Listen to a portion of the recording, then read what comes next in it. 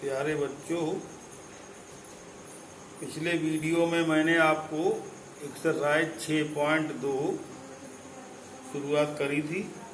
इसके 3 सवाल मैंने लगाए थे। आज चौथा सवाल है। मैं पढ़ता हूँ प्रश्न।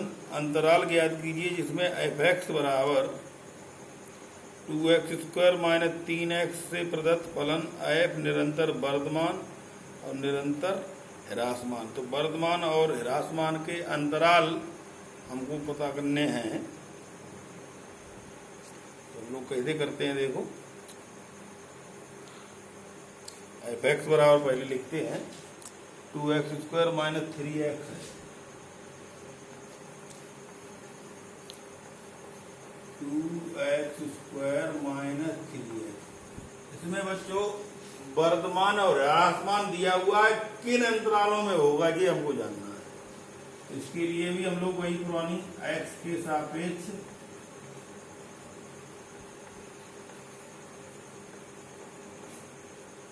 अवकलन करने पर पुरानी प्रक्रिया रहेगी।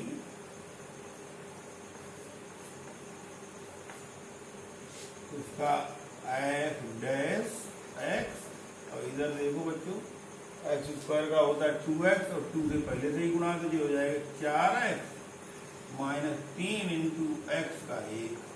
तो f' x बराबर आया 4x माइनस 3। ठीक है बच्चों। अब वो सवाल में कह रहे हैं कि f(x) जो है वो वर्धमान फलन है, निरंतर वर्धमान निरंतर ह्रासमान। तो हम लोग लिखेंगे पहली शर्त में यदि शब्द से संबोधित करें क्योंकि अंतराल निकालना है। यदि f(x) निरंतर वर्धमान है तो निरंतर वर्धमान के लिए प्रतिबंध हम लोगों ने लिखा था f' की वैल्यू सदैव 0 से अधिक होनी चाहिए। इस शर्त पे ही निरंतर वर्धमान फलन होता है। तो हम लोग f' बराबर जब 0 लिखे हैं, इधर f' की वैल्यू 4x माइनस 3 है, तो हम लोग f' के स्थान पर रख दें 4x माइनस 3 बड़ा 0। तब बच्चों देखो 4x बड़ा 3 x बड़ा 3/4। तो इसको हम लोग x अवयव अंतराल बनाएंगे क्योंकि 3/4 से बड़ा है, तो ये हो जाएगा 3/4 कामा अनंत। इस तरह से आप फर्स्ट ईयर में अंतराल बनाना जान चुके हैं। अगर x की वैल्यू संख्या रेखा पर 3/4 से ज्यादा है तो वो अनंत तक जाएगी, इसलिए इस तरह का अंतराल बन जाएगा 3/4 कामा अनंत। इसके माने हम लोग कह सकते हैं 3/4 कामा अनंत अंतराल में फलन क्या है, निरंतर वर्धमान है। सेकंड पोजीशन, यदि f(x) ह्रासमान है तो इसके उल्टा चलेगा, क्या हो जाएगा, तो f'(x) छोटा 0 होगा बच्चों। f'(x) की वैल्यू रख दो 4x माइनस 3 छोटा 0, 4x छोटा 3 x छोटा 3/4 बच्चों से छोटा है तो संख्या रेखा बाईं ओर चलेगा, बाईं ओर की माने माइनस।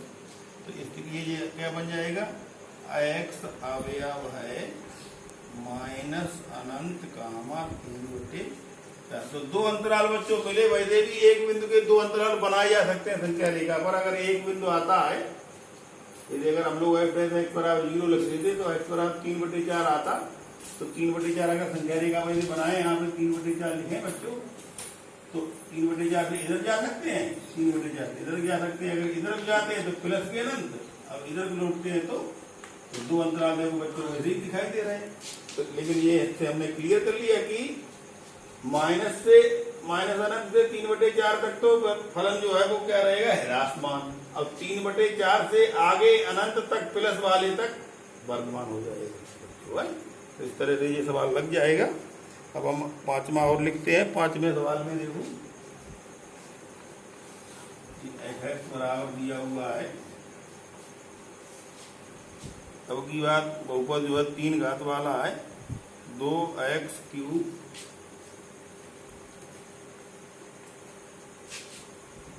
माइनस 3x²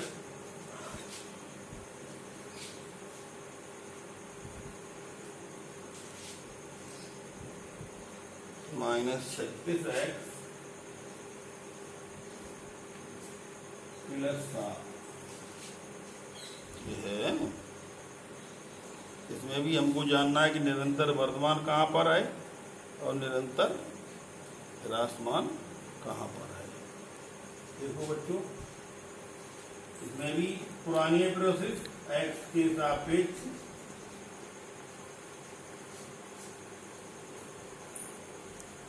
अवकलन करने पर।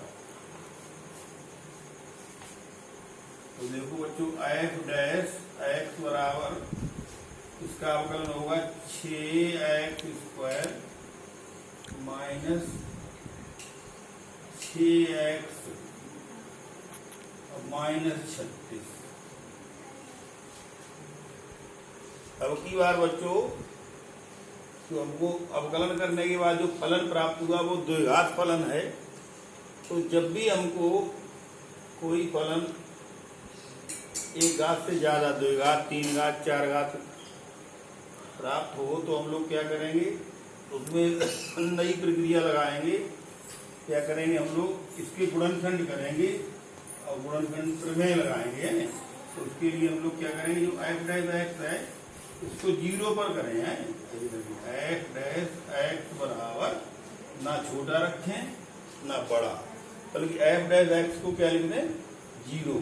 और 0 पर हम लोग क्या करें, x के मान प्राप्त करें और फिर x के मानों से हम लोग अंतराल बनाएं।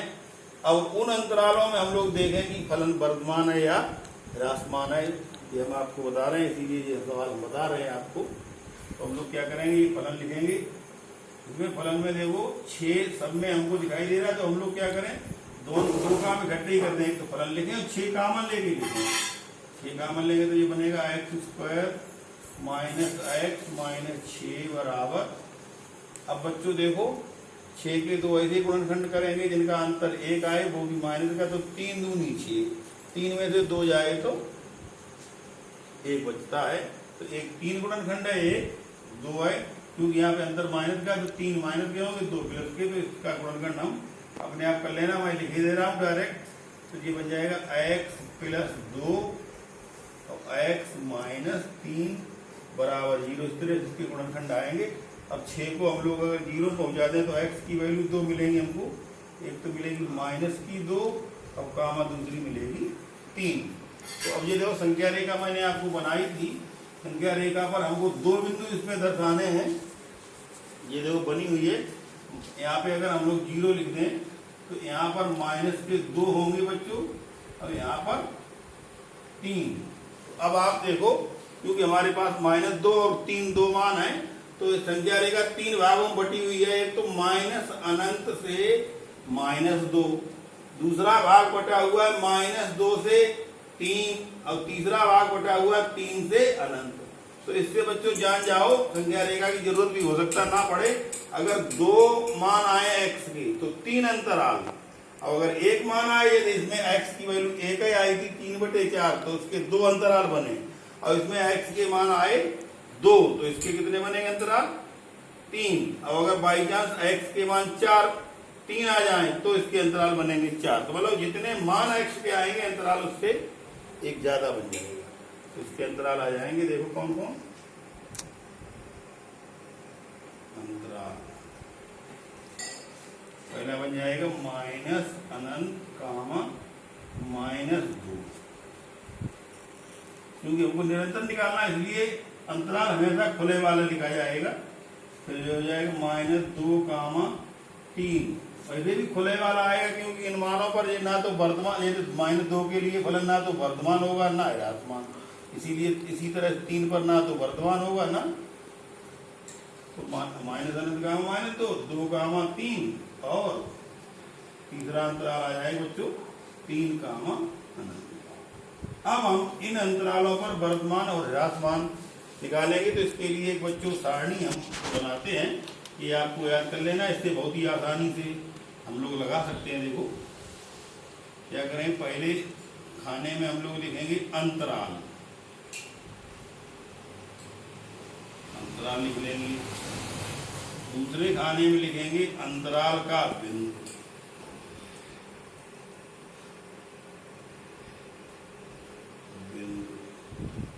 तीसरे खाने में बच्चों लिखेंगे f' का चिन्ह, और चौथे में लिखेंगे f की स्थिति। स्थिति का मतलब है अगर निगेटिव आएगा तो छोटा 0 से है तो ह्रासमान, और पॉजिटिव आएगा तो 0 से बड़ा है तो वर्तमान। तो पहला बच्चों अंतराल हमने बनाया माइनस अनंत कामा -2, दूसरा अंतराल बनाया -2 कामा 3, और तीसरा बच्चों अंतराल बनाया हमने है 3 कामा अनंत। अब देखो बच्चों माइनस अनंत और -2 के बीच का बिंदु अगर हम लोग लेंगे तो -3 लेंगे। क्यों बच्चों, देखो यहाँ संख्या रेखा पर -2 है, तो इससे पहले का बिंदु यहाँ पे -3 हो सकता है, -4 हो सकता है, -5 हो सकता है, तो -3 लिया हमने। अब हम लोग क्या करें, इस -3 मान को हम लोग इसमें रखें। देखो बच्चों हैं, इसमें रखे, आपको रस्म दिखाते हैं। -3 मान को इसमें रखेंगे यहाँ पर, तो जो 6 -3 का वर्ग -6 -3 और -36।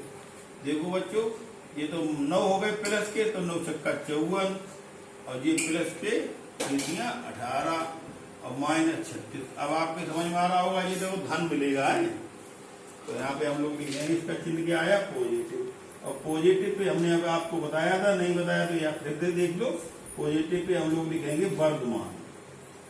ठीक है बच्चों, अब -2 और 3, देखो -2 और 3 के बीच में मैंने 0 ही लिख दिया, तो 0 ही ले लो, इससे और आराम है। देखो अब यहाँ पे अगर हम लोग 0 रख देंगे, f' का चिन्ह निकाला जाता है बच्चों ये अंतराल से बिंदु से, तो यहाँ पे 0 आ जाएगा, ये भी x पे 0 रख दो, ये भी 0 आएगा, -36 आएंगे। इसके माने यहाँ पे क्या चिन्ह मिलेगा हमको, माइनस, और माइनस पे बच्चों क्या होता है, ह्रासमान।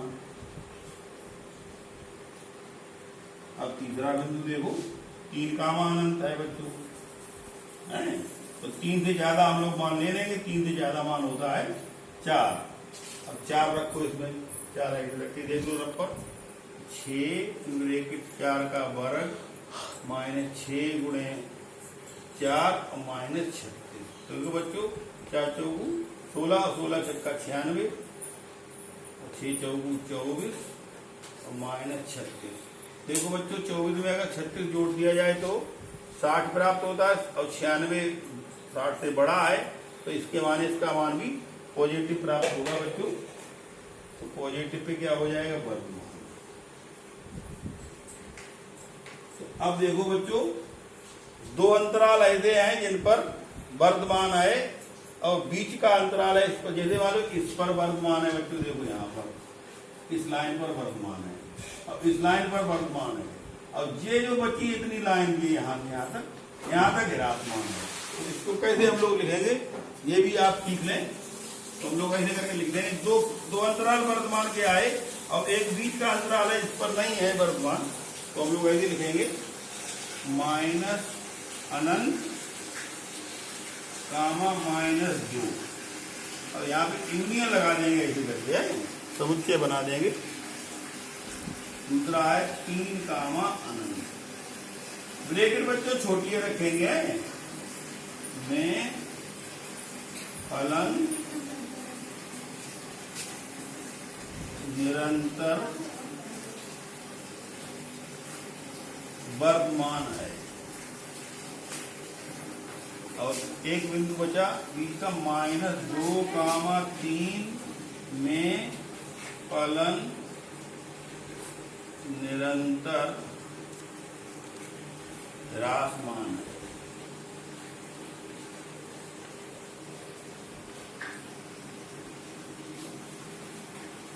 इस तरह से ये सवाल नंबर 5 हो गया बच्चों। सवाल नंबर 6 भी बिल्कुल इसी तरह से सवाल है। सभी सवाल नंबर 6 में ये बहुपद हैं। अगर दो बिंदु आते हैं x के 2 मान तो 3 अंतराल, 1 मान आएगा तो 2 अंतराल, 4 मान वाला शायद कोई सवाल इसमें होगा तो होगा, मेरे ख्याल से हो सकता ना हो। तो ये छठा सवाल आपके लिए मैं छोड़ रहा हूँ, आप अपने आप लगाओ, नहीं लगाएंगे तो आप पूछेंगे हमसे। अब इसके बाद हम 7वां सवाल आपको बताएंगे।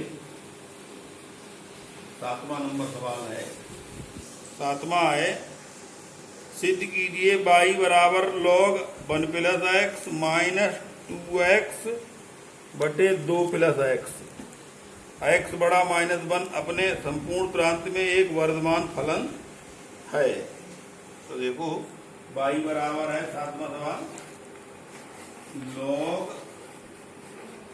x + 1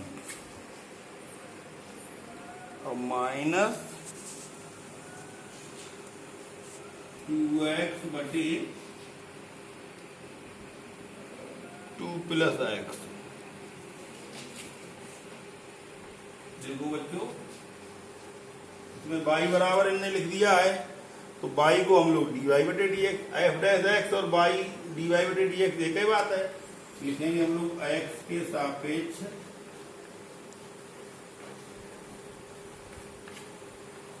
अवकलन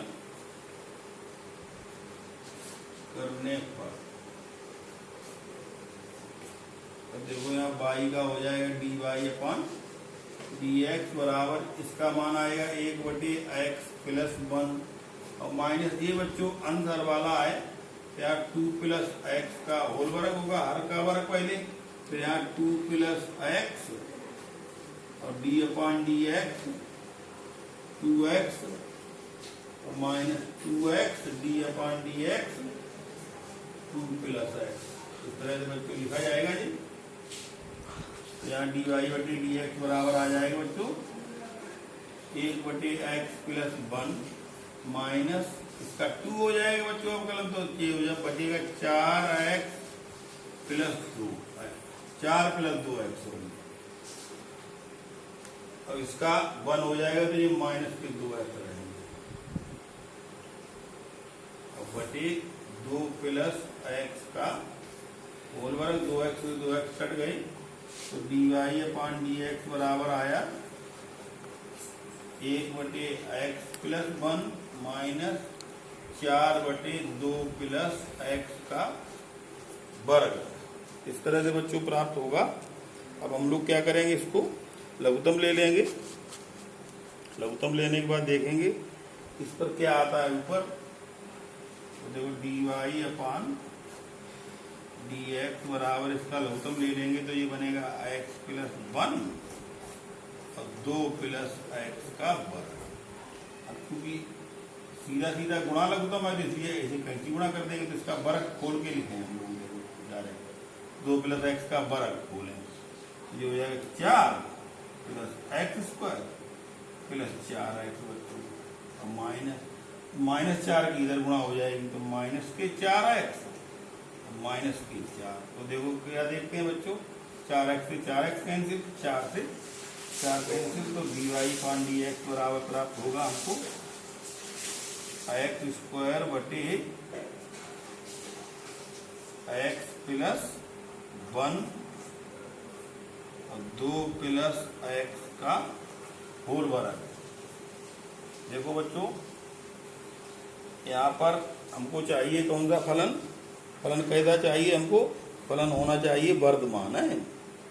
तो हम लोग क्या करेंगे, ये इसमें जो है एक चीज दी है, उन्होंने प्रतिबंध पहले से ही यहाँ पे दिया हुआ था x बड़ा -1 जो है। तो हम लोग क्या करेंगे, x की वैल्यू -1 से ज्यादा लगाएंगे, तो -1 से ज्यादा, तो तो यहाँ पहले लिख लेंगे हम लोग x बड़ा -1 पर है dy/dx का मान निकालेंगे। ठीक है, x बड़ा -1, तो -1 से बड़ा होने का मतलब है 0। -1 से बड़ा होने पर क्या हो सकता है 0, तो 0 इसमें देखो लगाने पर ये 0 हो जाएगा बच्चों है। तो हम लोग क्या करेंगे, x बड़ा -1 लगाने का मतलब है कि अगर हम लोग x + 1 से बड़ा मान लगाए हैं, 0 लगाने पर तो 0 हो जाएगा। अगर -1 से बड़ा लगाने पर 1 लगाए प्लस का, देखो बच्चों यहाँ पर हम लोग x + 1 का मान अगर हम लोग लगाएंगे यहाँ पर -1 से ज्यादा, तो देखो क्या होगा, -1 से ज्यादा क्या नाम 0 हो सकता है, तो 0 पे तो 0 हो जाए, x नहीं वर्तमान है तो 1 लगाए प्लस का है, तो ये 1 लगाने पर 1 का वर्ग होगा और नीचे हो जाएगा 1 + 1 बच्चों, 2 + 1 का वर्ग, कुल मिला के ऊपर भी पॉजिटिव नीचे भी पॉजिटिव, तो dy/dx बराबर क्या प्राप्त होगा हमको पॉजिटिव। पॉजिटिव है तो बराबर क्या हो जाएगा जी वर्गमान।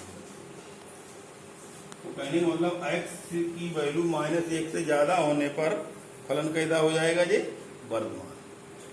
ठीक है बच्चों, शेष आपको अगले वीडियो में बताएंगे। धन्यवाद।